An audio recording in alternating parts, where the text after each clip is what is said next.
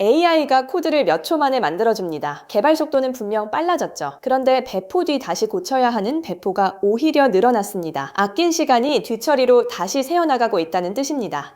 이 영상에서는 재작업률이라는 지표로 그 흐름을 어떻게 가시화하는지 흩어진 개발 활동을 연결해 전체를 보는 방법을 다룹니다. 먼저 AI 도입이 늘어나는데 신뢰는 오히려 떨어지는 역설과 개발 흐름이 왜 안 보이는지 살펴봅니다. 이어서 도라 지표와 배포 재작업률이 무엇이고 왜 중요한지 다룹니다.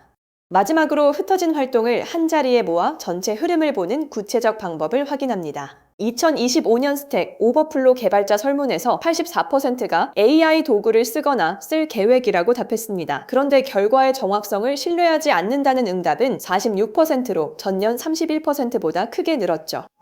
강하게 신뢰한다는 응답은 3%에 그쳤습니다. 많은 팀이 온전히 신뢰하지 못하는 도구로 코드를 만드는 역설적인 상황입니다. AI가 만든 코드는 거의 맞지만 어딘가 어긋난 결과가 많습니다. 겉으로는 그럴듯하지만 틀린 지점은 직접 열어봐야 확인할 수 있죠.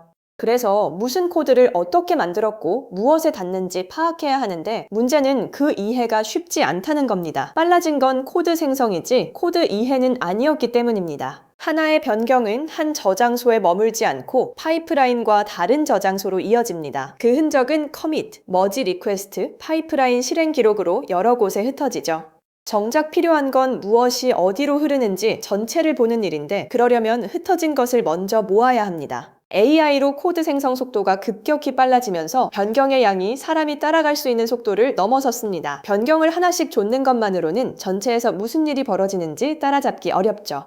요즘은 AI가 변경을 대신 요약해주지만 개별 변경을 잘 요약해준다고 전체가 보이는 건 아닙니다. 관건은 범위입니다. 2025년 도라 리포트를 보면 AI를 많이 도입한 팀일수록 소프트웨어를 더 자주 더 빠르게 릴리스하는 흐름이 처음 나타났습니다. 그런데 같은 데이터에서 불안정성은 여전히 높게 남았죠.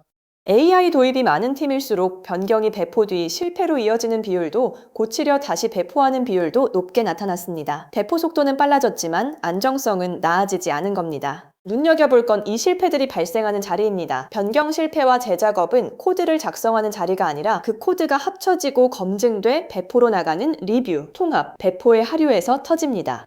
코드 생성이 빨라진 만큼 개발 주기의 부하가 개발에서 배포로 옮겨왔죠. 가장 많이 터지는 곳이 정작 개발 흐름은 가장 잘 안 보이는 자리입니다. 소프트웨어 전달 성과를 재는 도라 지표는 2024년부터 5가지가 됐습니다. 배포 빈도, 변경 리드 타임, 실패 배포 복구 시간은 처리량을 봅니다. 변경 실패율과 배포 재작업률은 불안정성을 봅니다.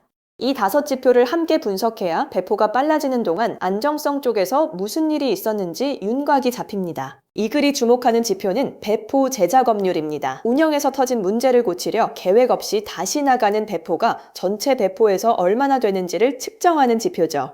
10번 배포 중 3번이 이런 뒤처리였다면 재작업률은 30%입니다. 배포 전에 걸러지지 못한 문제가 운영까지 새어나가 다시 배포로 돌아오는 흐름이 여기서 포착됩니다. AI로 코드는 빨리 나오는데 그 뒤로 계획에 없던 배포가 늘어난다면 앞단에서 아낀 시간이 뒤에서 다시 새어나가고 있다는 뜻입니다.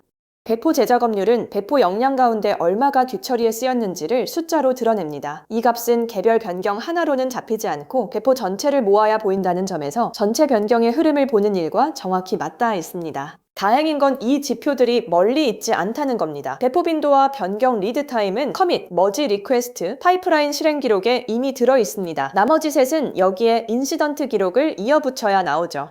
필요한 건 새로운 계측이 아니라 범위입니다. 이미 쌓이고 있는 이 흔적들을 흩어진 채 두지 않고 한자리에 이어붙이면 개별 조각이 전체 추세로 확장돼 명확하게 흐름을 볼 수 있습니다. 흩어진 활동이 지표로 모이면 앞서 안 보인다고 했던 것들이 선명하게 드러납니다. 개별 변경들을 한데 모아 집계하면 변경이 어느 영역에 몰렸는지 확인되고 여기에 변경 실패율과 재작업률을 겹쳐보면 어디에 실제로 위험이 쌓이고 있는지 갈립니다. 변경 리드 타임을 단계별로 쪼개보면 리뷰 단계인지 배포 단계인지 어디를 개선해야 할지가 분명해집니다. AI로 코드 생성은 빨라졌지만 배포 하류에서 재작업이 늘어나는 역설이 있습니다. 이를 보려면 커밋부터 인시던트까지 흩어진 활동을 한자리에 연결해야 하죠. 배포 재작업률을 포함한 도라 지표가 그 연결의 실마리입니다. 9월 11 넥스트 딜리버리 스택 2026에서 이 질문을 먼저 지나온 팀들의 현장 기록을 확인하실 수 있습니다.